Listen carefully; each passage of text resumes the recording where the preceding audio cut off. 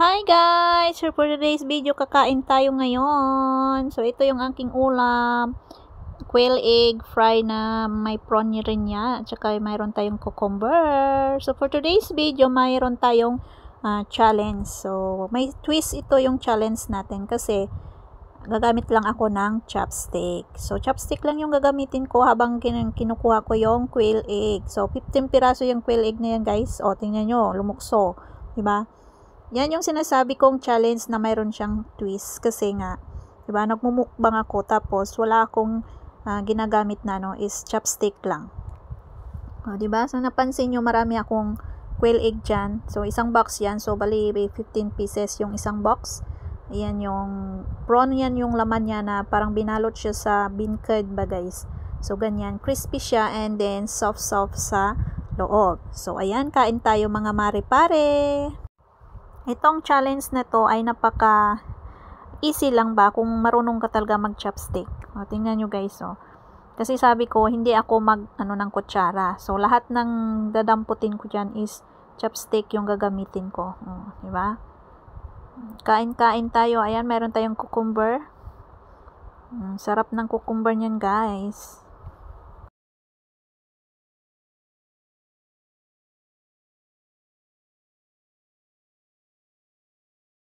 So, hayan na nga guys. So, habang ako ay kumakain, nagmuni-muni ako dyan. Kasi alam nyo naman, as OFW, diba?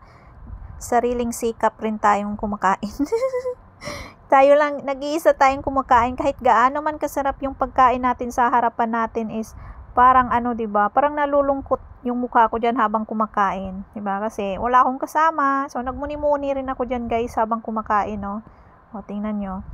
Natawa lang ako sa sarili ko na hindi ko alam, parang nabaliw na ba? Charot. Kaya yan, sarap ng kain ko, no? Kahit na mukha talaga akong gutom dyan guys dahil nga pagod ako sa trabaho ko, marami akong trabaho kanina. Yun. So, actually late na ito kung in-edit yung video ko na ito. Kasi that time na nag-video ako is dami kong ginagawa and then yung late oras yan, mga 12 something na yan guys, 12:35. So nagutom na yung lola nyo ba, alam nyo naman, kuskus dito, kuskus doon. So syempre as gutom yung person kaya dinamihan ko talaga yung yung kinain ko dyan. Yan sarap nyan guys. Ipapry nyo lang yan guys, and then isang bowl lang ng ng kanin yung kinain ko. And then, meron tayong mga itlog dyan, Itlog ng pogo ba o quail egg ba? Yun, basta yun na yun. Basta itlog ba? 15 pieces yan na itlog yung aking kinain dyan. Tingnan mo. Challenge yan. Hindi kasi ako pa, although marunong naman ako mag chopstick, pero yung expert na paggamit talaga ng chopstick, hindi pa tayo dyan nakapasa. Yan. Kayo ba guys, habang kung kayo ba ay kumakain na nag-iisa, ano ba yung iniisip nyo? Ako kasi pag kumakain akong nag-iisa guys, is marami akong iniisip. Tapos, iniisip ko kung sana masaya kung mayroon akong kasama ko yung pamilya ko, kasama ko yung mga anak ko habang kumakain. Sa totoo lang, sa tagal ko na dito sa abroad, may 13 years dito sa abroad, hindi ko pa na ranasan talaga yung mag-Christmas tsaka New Year sa atin since nag-abroad ako. Kaya siguro medyo malungkot yung mga anak ko kasi laging walang tatay, wala pang nanay tuwing Pasko at New Year. So, 'di ba? Lagi kong naiisip yan yung mga anak ko pag ganyan na nag-iisa lang akong kumakain. So, iniisip ko sila na paano kaya kung kasama ko na sila. Tingnan mo yung mukha ko, haggard face yan, Pero wala akong pakialam kasi nagutom ako Pagod yung person sa kakalinis Kakalinis ba? So alam nyo naman, yung ating trabaho bilang OFW, 'di ba? Linis dito, linis doon. So wag nyo nang pansinin yung mga background ko diyan sa likod. Makalat-kalat pa yan diyan, hindi pa naayos ba?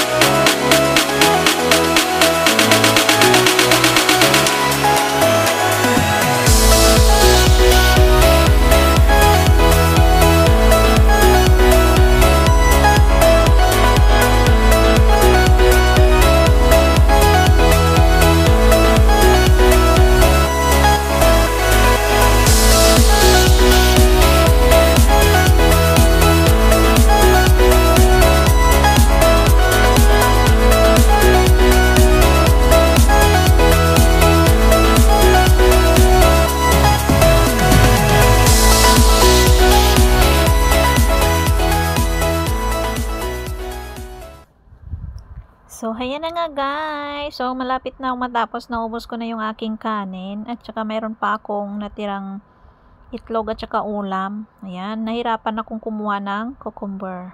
Diba?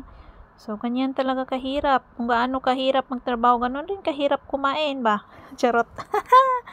Ayan guys, taob na yung isang bowl na na kanin. Diba? Naubos ko na rin yung itlog. Parang nang kumakain ako na hindi ko mapinta yung mukha ko dyan, no? Tingnan nyo guys, oh. Parang pagod, haggard face ba? Pagod yung mukha ko, kaya parang, iwan ko, matamlay rin akong kumakain na dyan. Dami kong iniisip. Di pa ako tapos kumain, sabi ko, ano naman kaya yung sunod kong linisin mamaya. Di ba?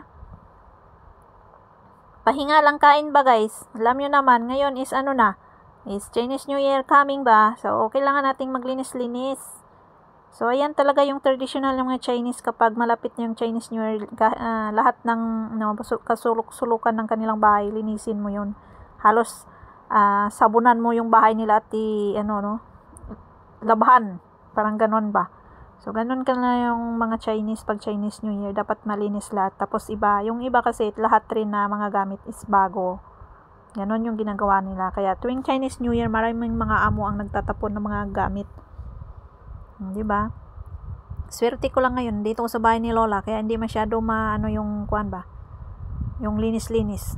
Hinahapyaw-hapyaw ko lang guys. Ay, kadami namang abubot ni Lola. Ay nako, ako nang nanalihilo ako sa So ayan na lang guys, thank you so much for watching. I hope you enjoy while eating.